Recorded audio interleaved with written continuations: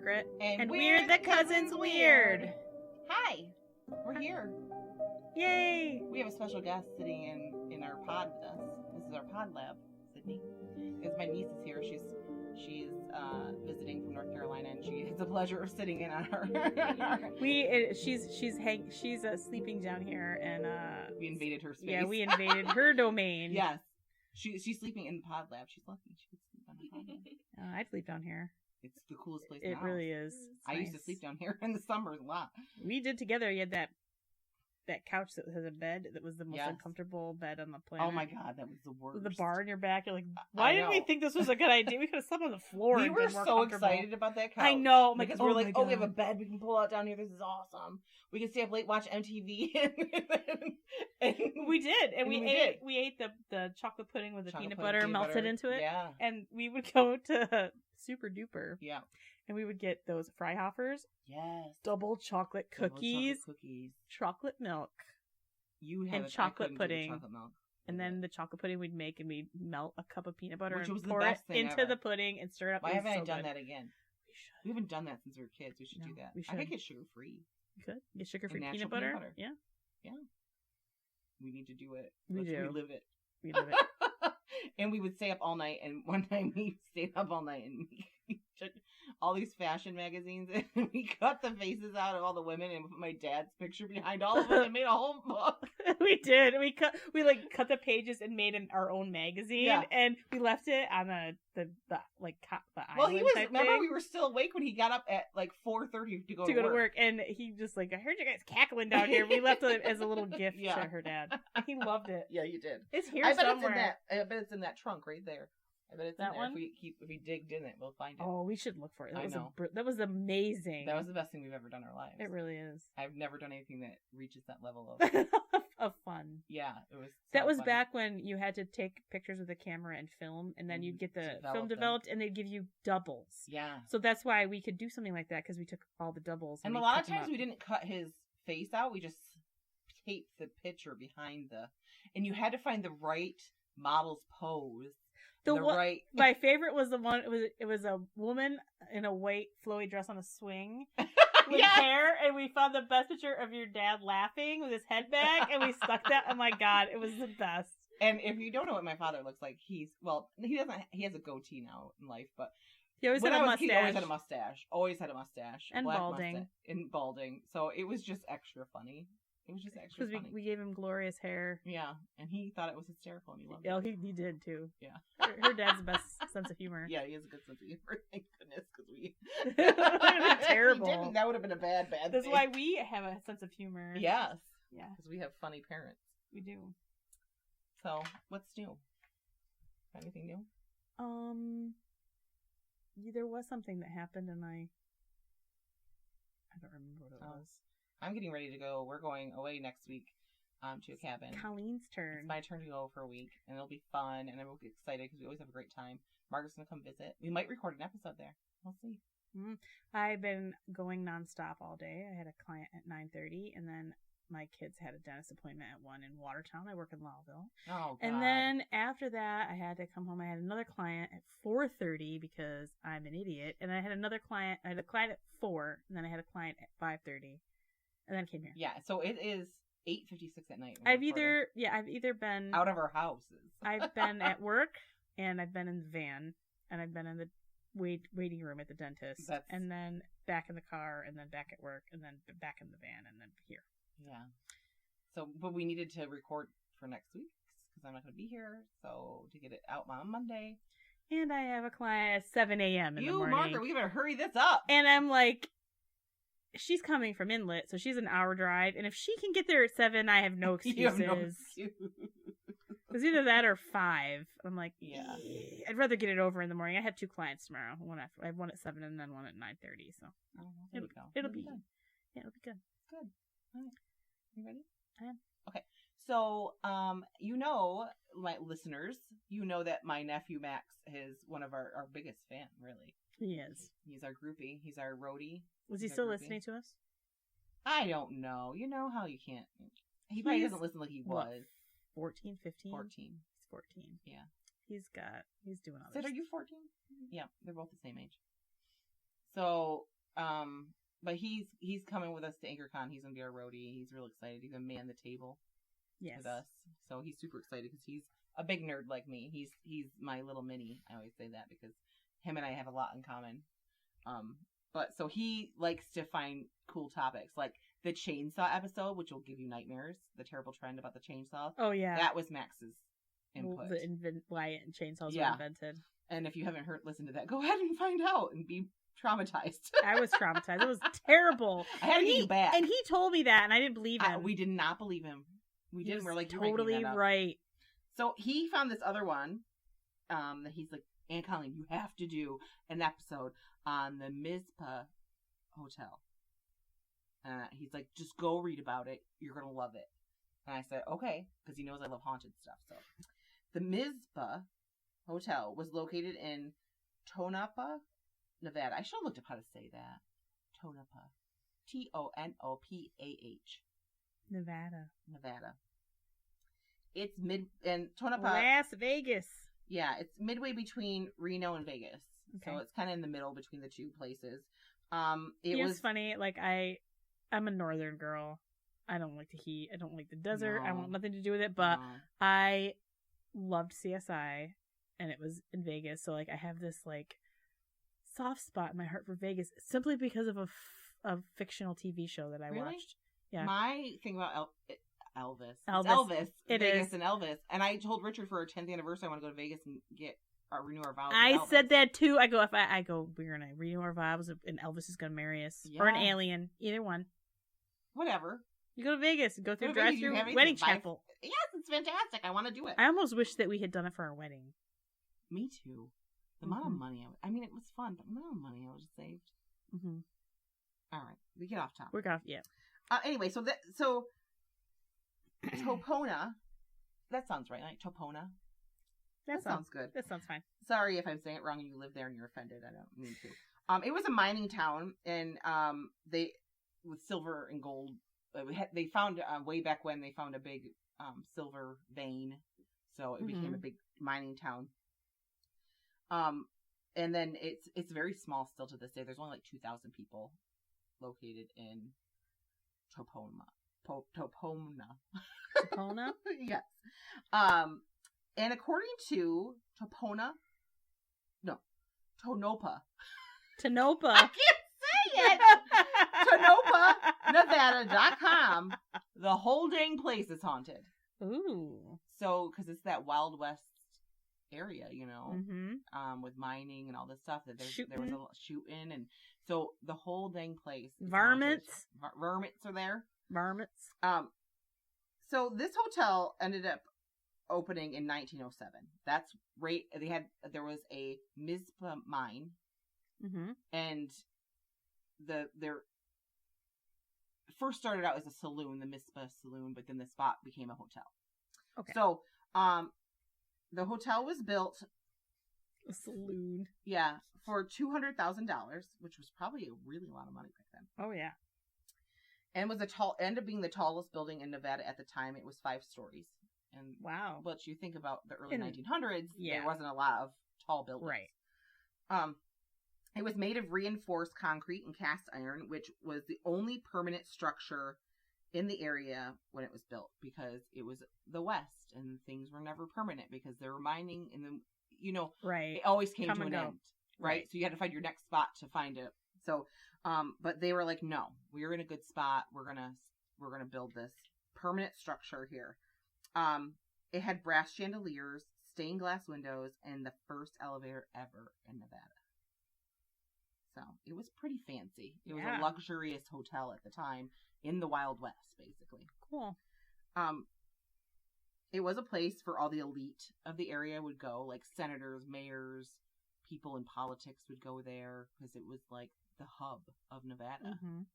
Even though now it's just this little town between Vegas and Reno, but at the time, Vegas wasn't Vegas, obviously.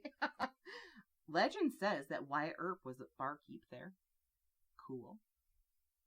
And the boxer Jack Dempsey, he was a bouncer. Wyatt Earp? Yeah. In the 1900s. They say that, and that's what they say. The timeline does not add up. Maybe when it was a saloon before it was a hotel. That's probably what it was. That's probably the Mizpah Saloon. Probably was. Because it was a saloon first. Yes. Probably. So that's what I'm thinking. Yeah, because the timelines don't add. Working ladies there. Yes, working ladies all through time. Mm-hmm. We're going to talk about a working lady. Okay. So, Howard Hughes actually married his wife there.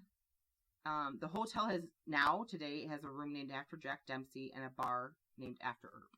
So they kind of paying, When you said that, I'm like, wait a minute. But it was a saloon first. That's probably it must have been the saloon in the location. Because I think I did read about Wyatt Earp was a bartender before he was a man of the law. I don't know how long before the saloon was built and all that stuff happened. I just know that the hotel was opened in 1907. Because they didn't have, 5-story hotels before then. You know what I mean? It wasn't something they would be doing. So over the years, the hotel had changed hands over decades. And it was closed down in 1999. Boarded up, closed down, nothing. But it was, the heyday. It had a heyday. Mm-hmm. In 2011, Fred and Nancy Klein purchased it for $200,000. Exactly what the thing cost to build. That's crazy. I know. There was other people that bought it and put lots of money into it. So I think because it was boarded up for 10 years, they couldn't sell it for as much. They really, the people that own it now are all about the haunting side of things. Mm. They love that they play off that in their website and everything. There are now 52 luxury rooms, an award-winning restaurant, and they're going to be doing a casino on site at some point. So they're really it's doing well. So let's talk about the hauntings and what happened here in this hotel. I just can't give a really quick history of it, but there's specific things that happened on this site that are why there's hauntings. So there was a U.S. senator. His name was Key Pittman, and he loved the Mizpah. He was a lawyer in Tonopah. He must have been a Nevada senator. Yes. He was a lawyer first, and he moved there, and he stuck because it was at the time, it was a lot going on, gold mining, things were happening. So he knew if I go here, I'll have some good business. And then he made his way up in politics, but the Mizpah was where he went. He loved it there. That's where he hosted things that he was trying to raise money and all that stuff. So he was staying at the hotel during his reelection, and during waiting for the votes to come in, he decided to take a bath, and he had a heart attack and died in his bathtub. Oh, jeez. His staff not wanting so let's say he was, I don't know if he was Democrat or Republican or what he was, but let's just say he was Democrat. If he died before the election was done, it would have messed everything up for them. They wouldn't have been able to find a candidate quick enough to take his spot. It would have been a whole thing. So what they did was put him on ice in the tub, and they didn't tell anyone he died until he officially won, which he did. He won re-election. They then announced it, and then they could find a candidate to fill his seat until they could have another election. So he was basically kept preserved for a while in his bathtub. How long? How long is a while? I don't know, because it was during the re-election.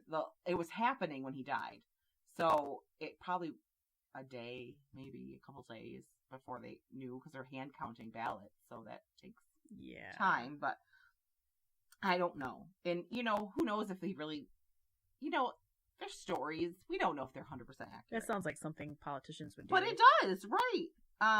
Politicians. You notice I said politicians? I didn't say a specific. It's all of them, not just one party or the other. They're all it's awful. Just in general. Liars. Corrupt. Yeah, for the most part. Anyone with power. On both sides. Yeah. I'm not saying every single person in it, but there's a lot on each side. Both sides. So, now we're talking about now. At the hotel, people see an elderly man peering down on them while they are in their bed. No. And that's Key Pittman. Absolutely not. No thanks. I'm checking out. Goodbye. Keep my suitcase. I'm gone. Nope. He keeps people awake at night. Some creepy old man looking at you while you're sleeping? No, thank you. Ghost or not, I'm done. He keeps people awake in the night. Creepy old senator. Yeah. Ew. He keeps people awake at night, even if they can't see him. They say they feel someone watching them. No. Not saying. I'm out. Hard pass. Hard pass. So, one of the book I read a book about. There was it's called The Ghosts of Goldfield and Tonopah, and it was like one of the things about the hauntings and stuff. So one of the chapters was on the Mizpah, and the author of the book actually stayed in the Mizpah in one room, and his in-laws stayed in another. He woke up from his sleep to see an older man floating near the ceiling looking at him. No. He said to the man... The floating doesn't help it make better. No. He said, I can't deal with this. I'm tired. I need to go to sleep. This is what he says to the creepy man floating above him. Oh, jeez. And put the blanket over his head, he said, and went back to sleep. No. What? No. I'd be like, I'd crap my pants. I'd have to change myself. And then I would leave. I might not even change myself first. I would be gone. I'm out. Bye. Well, I guess they went to the hotel because it was haunted, and he was writing this book, and his mother-in-law was all into the whole haunting. She knew a lot about the hotel and what was haunted in it, and so the next morning he had to tell her, like, this is what happened last night, and she asked, what did he look like? He's like, he looked sickly. I don't really remember. And she's like, I wonder if it was Key Pittman, because she knew that people see him in bed. When they're in bed sleeping, which creeper. No, it's like, what kind of creeper was he? He was a senator. Yeah, well, there you go. They make all kinds. She found a picture, and sure enough, he said, "Yep, that's the guy." So it was Key Pittman, creepily hovering above his bed. Well, at least he's a what's the word I'm looking for? I don't know. He offends all. Yeah. Men, women, he doesn't care. No. Whoever's in the room, he's like, I'm looking at you. Yuck. In 1911, a tragedy struck the mining town, and 17 miners lost their lives to a fire in the mine. And they were buried. There's a cemetery up the street, which is that's said to be haunted, the cemetery. You can see things. At least one of the miners, however, is said to haunt the Mizpah. A grizzly old miner. I love that it's called him Grizzly. That's great. I can picture his grizzly face. All dirty. And with one of those hats. One of those floppy hats on. And like a dirty half suspender. Yeah. Half overall, up, down. Yeah. And he's wearing long johns underneath it. Yep. Dirty ones. So he's said to roam the halls, and he likes to knock on the doors and wake people up at all hours. And when they go to the door, no one's there. And I like him. I know. He seems fun. If people see him, you know why? Because he's not creeping over your bed at night. He's just knocking on the door, going, ha ha. He seems like he was a fun person in life, too. Right? And like people try to talk to him, like people will try to interact with him if they see him, and he's like, "Leave me be. I'll knock on your door when you're sleeping, but I don't want to talk to you." So during a pre-opening of a paranormal convention that they had held at the Mizpah, guests started having problems with their door keys. They would fit the lock at first, and then when they went back to the room, they couldn't get the key in the door. And they were jiggling it and trying everything, nothing worked. So the staff would go up there with their key and put the key in, and it worked. But then an hour later, it wouldn't work again. So they kept on having like problems back and forth, and many of the staff. Can you just see this old guy in the corner giggling about it? Yeah. Like it tickles me. Or he's over there putting his little ghost finger in there and like, you can't get in there. There's a ghost boy that's seen wearing clothes from centuries past, and he is very mischievous. He likes to knock off the do not disturb signs on the doors. Fun. And he likes to appear before new staff and scare them. Like, it's like their initiation. He's like, bah! Fun. And they're like, ah! People staying have complained of not being able to sleep, so they'll call the front desk because there's heavy footsteps and pacing going on, and they're hearing children giggle. And they called the front desk, and the front desk is like, no one's staying in that room, then there's no children in the hotel. So I'm thinking about your history with old men hitting on you. And if you stay at this hotel, the creepy old senator would totally be all over you. And the grizzly old man. old miner would be too. I can't win, man. No, that old senator be staring at you all night. It makes me laugh so hard. Old men, especially as a teen, would hit on me. It was like gross. 50-year-old men all the time. It was gross. It and Colleen's like 19. Yeah, I was like 18, 19. Ew. And Margaret would stand aside and laugh at me. It was so much fun. Laugh. But when they crossed the line, though, Margaret would have punched them out. I would have, yes. She would have, so. They're harmless. Well, I don't know if they were or not. Yeah. They're creepy and ew. Now I would... Definitely, she would have punched them out. Them out. It was the 90s was a different time. It was a different time, but now we know. Yeah, better. now we know better, and I would not stand for that now. I would not stand back and laugh. I would be like, "Get your dirty hands away!" They never touched you. No, but it would have been like, "Go away, you dirty old man." I did not have Colleen's. I would have had. I had your back. Though. You did. You would have. I knew you would have taken him out if I needed, but yeah. She still laughed at me, and sometimes she'd walk away a little bit. And I'm like, "Do not leave me here with this creepy old man." I'm such a terrible friend. Laughing at me. Okay, so let's get back to the hotel. Oh, I'm sorry. The basement was originally the first floor of the hotel, and it was leased out to a bank. And they built a vault that they thought was burglary proof. So they thought. It had 2 feet. They never are. They never ever are. Like, they tell you a ship is unsinkable. They're lying. Yeah, don't believe them. If they guarantee something, you know you're gonna die. You're gonna die. Or you're gonna get You're robbed. gonna die. Don't do it. It had 2 feet thick cement walls and ceiling, but they didn't add a floor to it thinking the earth would suffice. So they built this really tough thing, and the hard Nevada earth was going to keep everyone's stuff. So after adding gold and valuables, they shut the vault, and opening it a month later, to their surprise, so it was empty, and there was a large hole dug in the middle of the floor. They dug a tunnel and came up inside the vault. Yeah. Fantastic. Yeah. The bank staff... That's like right out of a cartoon. Isn't it? That's what I thought, too. Brilliant and funny. It gets dark, though. Oh, okay.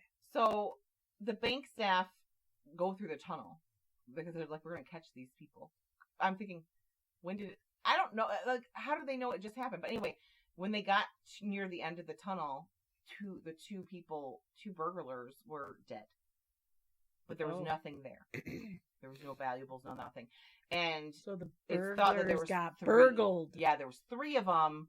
And when they got to the thing, the one killed the other 2 and then took the stuff. And 3 sounds more plausible because they dug a big tunnel. And yeah, 2 people. It said. I mean, it could have been 4. I don't know, but at least 3 people because someone had to take the gold. So that person never was caught. No one ever found out what happened to this person, who it was, anything like that. And these were all miners in this town, mostly living there. So there were miners that did it, and they probably didn't. Some of them probably didn't have family. No one probably cared. They're probably, but a lot of these miners probably came and went all the time anyway. Yes. So the fact that one's there now and tomorrow they're gone. Yeah, they would never think anything of it. Yeah, they wouldn't. Now those 2 men who were killed haunt the basement of the hotel. They stay right in the basement too, where the other ghosts kind of go around the hotel. They don't leave the basement. Ghost investigators that go to the basement say they experience a feeling of dread and despair. They caught recordings of weeping and moaning happening. One of them asked, and they caught an EVP, did something happen to you? They said yes. And they asked him what happened, and they just said, oh, I see. So I don't know what that means, but that's what was caught. They like to turn the lights on and off down there. That's their favorite thing to do. Because basements are creepy at all. Especially if the lights are flickering on and off. I know. No, totally People don't like normal. going down there because they feel, ugh. Staff and guests have also heard knocking and coughing coming from the basement, which makes sense. They're miners. They're digging a tunnel. They've got black lung. Black lung. They got the black lung. Cody Dare, who is part of the paranormal investigative team New Reality 11, witnessed a lot of activity in the basement when he was recording their TV show. He said his quotes, "The basement's no joke." He said there's an old miner that he saw was very tall and very territorial down there, and he saw the apparition of this miner. Guests also reported seeing ghosts of a soldier wearing gray uniform in Jack Dempsey's room. It's thought that he's a soldier who stayed there to have a good time, quotes, before the war. Yeah. Visitors also have said that they feel cold spots throughout the hotel. They see orbs zipping down the hall, and that the old elevator door will open and close on its own. So Ghost Adventures Hunters, I don't know which one it was now. There's 2 shows. I can't remember which one it was. Anyway, season 5, episode 1, they were at the Mizpah. And they went there to investigate the ghost sightings that people say happened there. They actually captured several unexplained occurrences, including the elevator door opening and closing on its own. And they caught EVPs of voices saying, "Help, hey you, and I know who you are." It's creepy. I don't want anyone to say they know who I am because I don't know. I don't know you. No, I think I need to go now. When the hotel was open in the 80s, people complained that the elevator had a mind of its own and would go up to the upper floors when they wanted it to go down, and would not. When it would open, it'd have music blaring out of nowhere, and no one was in the elevator. Like, many people complained about it. Taking the stairs, thanks. Yes, it's only 5 stories high. It's not bad. I hate when I went to college and it was 7 stories and there was 1 elevator. You took the stairs, and you literally would wait for 3 or 4 trips to get on the elevator. Yeah, it's not worth it. Sometimes you just run up a couple of flights and get on and going down, and you just stay on there like. I walked up 7 flights of stairs with a huge photography case that weighed 50 pounds. No. It wasn't fun. I had blisters on my hand. Sorry. It's okay. That was a tangent. Sorry. Early 2011, some repairmen were working on the elevator. It was when the hotel was getting refurbished to open back up again. And they wanted the original elevator to work. So they're in there working on it, and the music was playing all the way there, and they're like, where is this music's coming from? Like, there's music playing. They were telling other people, like, there's music. Like, where's this music coming from? The elevator, like, there's not.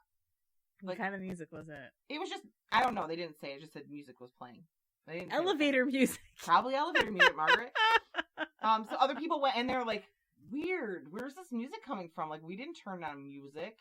So they did some investigating, and they found a jukebox in the ceiling. What? But it wasn't plugged in. No, thanks. Other people say in the elevator they heard taunting laughter. No. I'm telling you. Take the stairs. Saying, "Get out." Oh, God. That is terrifying. I'll get out real quick. I've been jumping out mid-floor. This fat ass is taking the steps. Bye. I'll be going through that like skate patch to the top. That's where they live, Colleen. Oh, God. That's where the jukebox was. Don't go up there. Don't go up there. Get out. So the most famous ghost in the hotel is the lady in red. That sounds bad. She's a lady of the night. Oh, of course, because she's wearing a red dress. Yeah. That's how you know. Mm-hmm. Her name was Rose. In a red dress. In a red dress. She was a prostitute in the early 1920s.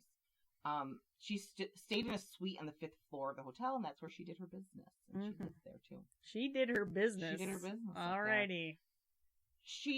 Now, they're not really sure. They know she died in the hotel a violent way. Some stories say she was strangled outside her room. Others say she was stabbed outside her room. But for sure, she was died. Both equally bad. Yeah.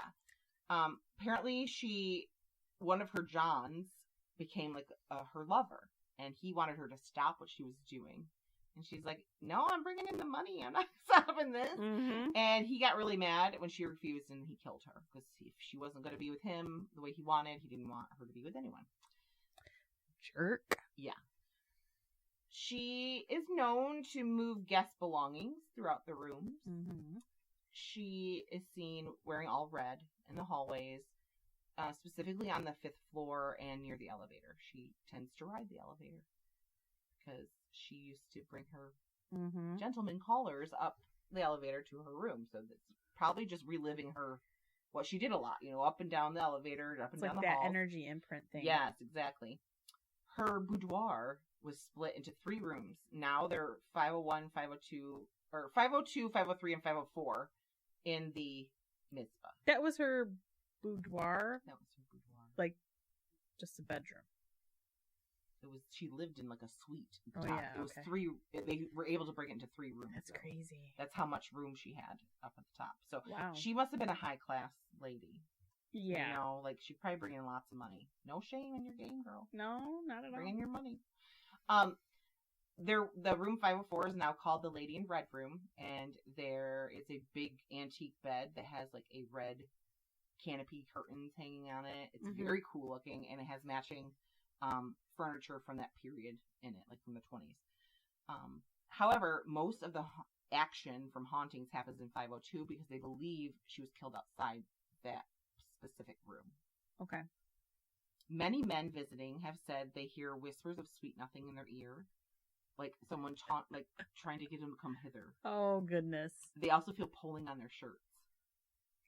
Hundreds, if not thousands, of people have stayed at the Mizpah just to try to see the Red Lady. Like, she's infamous. Like, people want to see this woman because she's the most commonly seen, and anyone that's had experiences there typically is the Red Lady. Or Lady in Red, I guess I should say.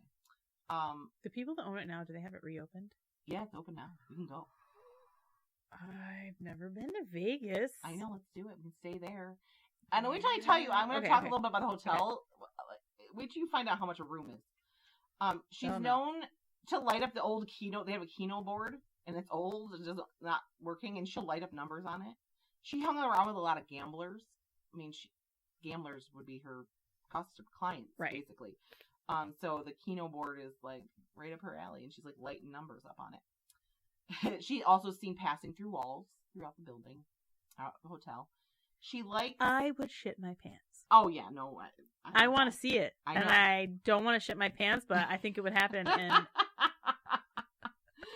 why would I do that to myself? Because it's scared. Fun. Yeah, Me too. I love being scared. She likes to specifically bother the cleaning staff in 502 when they're trying to make their room look really nice, and they'll make the bed look perfect, and then you can see her ghostly handprints on the bed, and she'll like ruffle it up, and they'll have to smooth it back out again, and then she'll keep doing it just to mess with them. She's like, "This is my bed." Ghost investigators use trigger objects, like to get ghosts to like communicate. The paranormal, departed souls with their bear.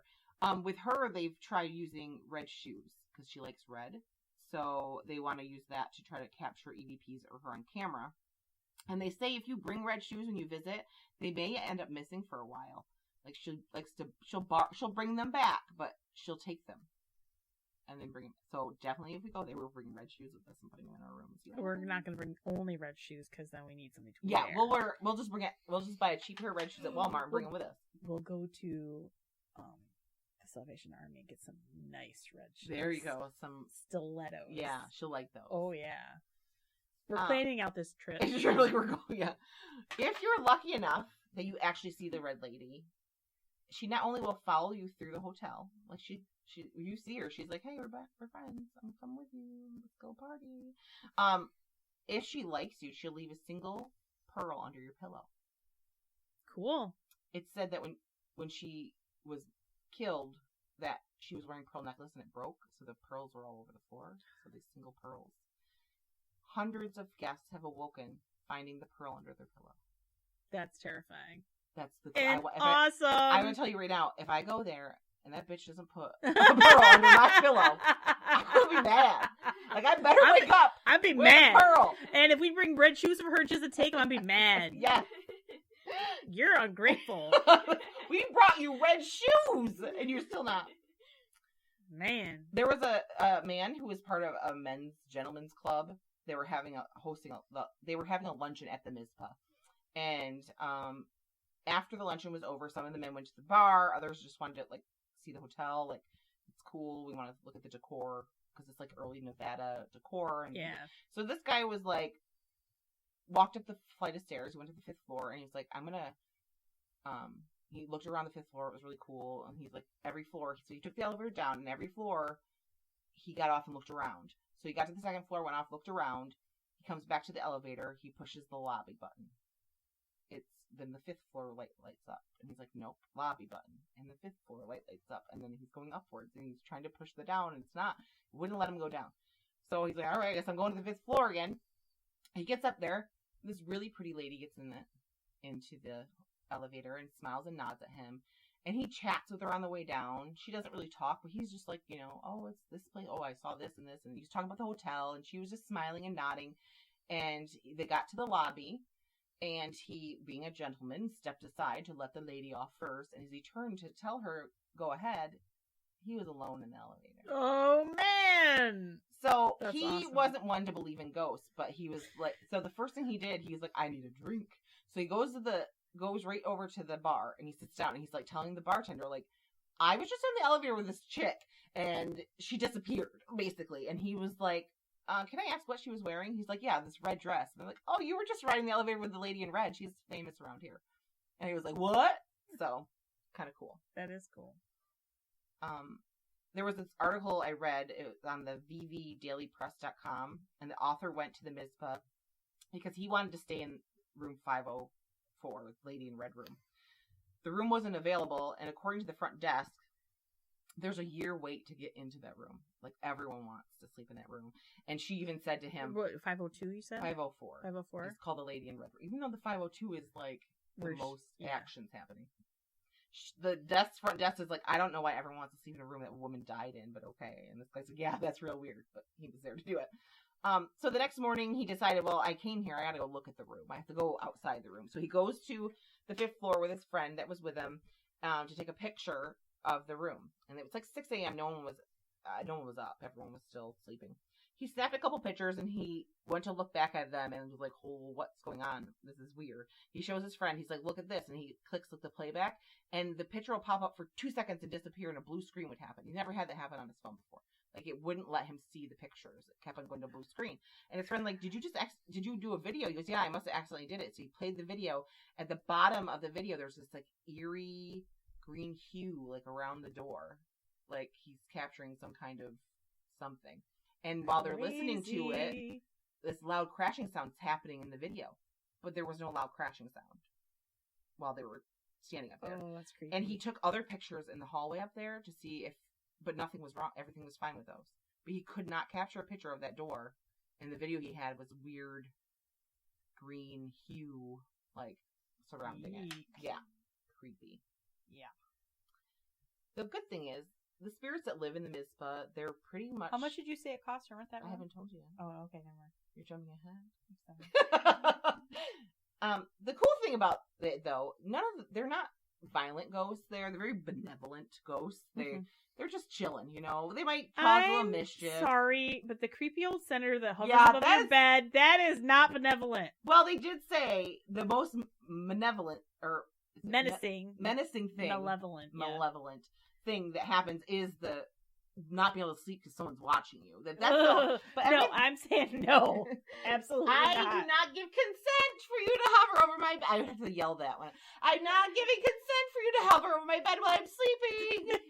Don't come in here. Sage. Yes, saging it. Because it burn sage all night. Holy watering the room. Anyway, so that's the worst that can happen to you there. Or you can get a cool pearl under your pillow. That's cool. Yeah. There's this ornate book that they keep at the check-in that they encourage people to write their ghostly experiences in. So you can actually ask to see it. Cool. And you can like sit at the bar and read all the things that people experience that wrote their little stories in there. And they also have ghost tours in October through the hotel, and they talk about the basement, which everyone says the basements were all that, like, it's really creepy down there, and they're probably the creepiest ghosts. But I'm telling you, that senator, I'm like, no thanks. So you can, and that's what we would get if we went. Yes, we'd get the creepy old senator, the cool lady in red, or a mischievous boy knocking our do not or disturb, a curmudgeonly old crotchety miner. Yeah, we would get creepy senator staring. Because I'm there, and the old man's gonna want to stare at me. It's like you wake up and there's something hovering. Oh God! I would be able to move. I'd be like frozen in terror. Like, no. So rooms you can stay. So if you want to go like Vegas or Reno, that's a good place to go because you can hit both places. And the rooms start at $109 a night. That's not so they're bad. cheap. Yeah, like way cheaper than if you're staying on the Strip, you know? Oh, yeah. For sure. So I think we should go there. And then we can go to Vegas. When airplane tickets aren't as expensive. Yeah, we can't do it right now. And we can't drive because gas. Gas is too expensive. It's like jet fuel at this point. Why haven't they invented portals yet? I don't know. I think they have. They just don't. They want to make money off We need an electric tram. We need, yes, in the United States, if we solar-powered train. If we had that, like if you live in Europe, you can travel everywhere by train. Yeah. Everywhere by train. Germany, Paris, Italy. And you're going all over the place. I could be wrong here, but I have a feeling it's not that expensive. No, it's not. But the U.S. is like, let's make it hard for people to get places and make them pay a lot of money. It's because this country is gigantic. Yes, and people are like, oh, we'll just drive. Everybody's got cars. If you had a tram, you could just go. I could get from here to California way cheaper. And the train tickets aren't that cheap right now. They're not. Trains always been on the expensive side, but you can sleep it's on them. It's a really nice way to travel. You can sleep on them too. Yeah. So you're getting your room, your transportation. There's a food car. You can go get your snacks and your food. And give me my snacks and your nice liquored up drinks. Yes. You can booze it up on a train. Doesn't that sound wonderful? Yeah, let's do it. We can do it. We can take our train to the Mizpah. And spend a fortune! So, I'm going to do a bonus episode that stems off this episode for our Patreon. So, if you're interested in being a Patreon, we'll talk about that in a minute. But I'm going to cover the hauntings of the whole area. Cool. So, there's a liquor store that has a ghost in it. There's a couple other places. The cemetery down the street from But this is the one that you're going to want to become a Patreon for this. I almost did it. I'm going to do it as a bonus because this is why people need to be a Patreon. There's a clown hotel. No. Yeah. No. Murals of clowns. No. No. No. I'm going to do our Patreon episode. It's going to be about the clown hotel. No. Can you imagine? Okay. Let's talk about clowns. No. When I first bought the house where I live in, there's the upstairs apartment. My brother lives there now, thank God. But before, when we first bought it, there was an older lady that lives up there. And she collected clowns. And that woman, her shower curtain, her toilet seat cover, her telephone, she took all the doors off the cabinets and where you'd put your food in. And she put her food on the floor and had figurines of clowns. All her pictures on the wall were clowns. She had 3 rows deep in her living room of clown dolls, like coming out from the wall. That's a nightmare. It was. I didn't know what it looked like really because I think must be my father and my ex went up there to look at the. I don't think I ever went upstairs until after we moved in, and I had to borrow her phone because something happened to ours, and I was like, "Can I use your phone? I got to call someone." And I walked in there and I was like, "Oh my god." And then she hands me her phone. It's a clown.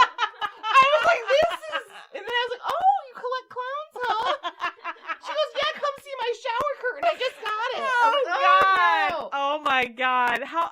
It's a nightmare. How do you sleep? I don't know. How could you sleep there? You know they came alive. They did. They stared at you while you were sleeping. They're all standing around your bed looking at you. You thought that senator was creepy. Oh, God. That is a nightmare. Okay. So I couldn't live underneath that if I knew it was there. It was scary. No.